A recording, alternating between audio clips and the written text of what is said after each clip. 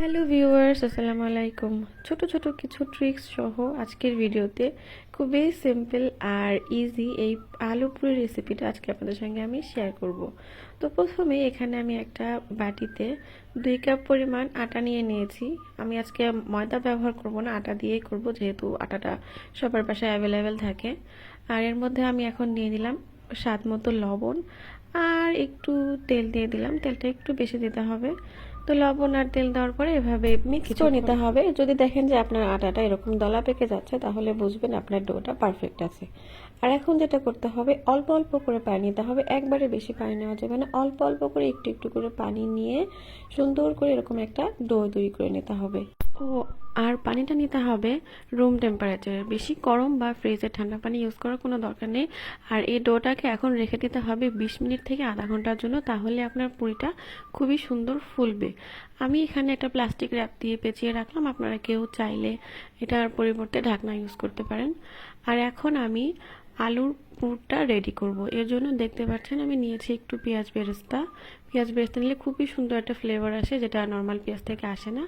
আর নিয়েছি একটু ভাজা শুকনা মরিচ আর ধনিয়া পাতা। ধনিয়া পাতা ইউজ না করলে তো টেস্ট আসবেই না। তো এর মধ্যে এখন লবণ দিয়ে মরিচটাকে ভালো মতো গুঁড়ো করে নিয়েছি। গুঁড়ো করে নেওয়ার পরে এর মধ্যে আমি সব উপকরণগুলো পেঁয়াজ আর ধনেপাতা একসঙ্গে মিক্স করে নেব। মিক্স করার পরে আমি আজকে যেহেতু নতুন আলু দিয়ে আলু পুরিটা বানাবো, তাই আমি এখানে কয়েকটা আলু সেদ্ধ করে রেখে দিয়েছিলাম আগের থেকে। আর এই নতুন আলুটা সেদ্ধ করার সঙ্গে সঙ্গে, মানে যতটা তাড়াতাড়ি সম্ভব সেদ্ধ হয়ে গেলে ম্যাশ করে নিতে হবে। এই নতুন আলুটা ঠান্ডা হয়ে গেলে একটু শক্ত শক্ত হয়ে যায়, খুব ভালো মতো ব্লেন্ড হতে চায় না। তাই আমি সঙ্গে সঙ্গে একটা চামচের সাহায্যে আলুটাকে সুন্দর করে ম্যাশ করে নিলাম। আর একটু গরমটা কমার পরে এটাকে ভালো মতো মিক্স করে নিয়েছি সব মশলার সঙ্গে। এইভাবেই আমি অনেক সহজে আলুর পুরটা রেডি করে নিয়েছি। এভাবে আপনারা আলুর পুরটা রেডি করলে খুবই সুন্দর একটা ফ্লেভার আসবে। অবশ্যই বাসায় তৈরি করে দেখবেন। এখন আমি পুরি তৈরি করার মেইন কাজটা শুরু করব, যার জন্য এখন প্লাস্টিক র্যাপটা খুলে নিচ্ছি। আর যে ডোটা তৈরি করে রেখেছিলাম সেই ডোটাকে এখন আরও কিছুক্ষণ ভালো মতো মুথে নিতে হবে। মুথে নেওয়ার পরে পুরি বানানো শুরু করতে হবে। এখন আমি এখান থেকে অল্প একটু আটা নিয়ে নিচ্ছি। খুব বেশি নেওয়া যাবে না, বা আপনারা যত বড় খাবেন তত বড় নিয়ে নেবেন। তো এটাকে আমি হাত দিয়ে চারদিকে গোল গোল করে বাটির মতো শেপ করে নিলাম। এর মধ্যে এখন পুর দিব। পুর দেওয়ার কিন্তু একটা ব্যাপার আছে, পুর কিন্তু অতিরিক্ত দেওয়া যাবে না, পুর অল্প দিতে হবে। বেশি পুর দিলে পুরিটা ফেটে যাবে, সেক্ষেত্রে আলু বের হয়ে আপনার পুরিটা নষ্ট হয়ে যাবে।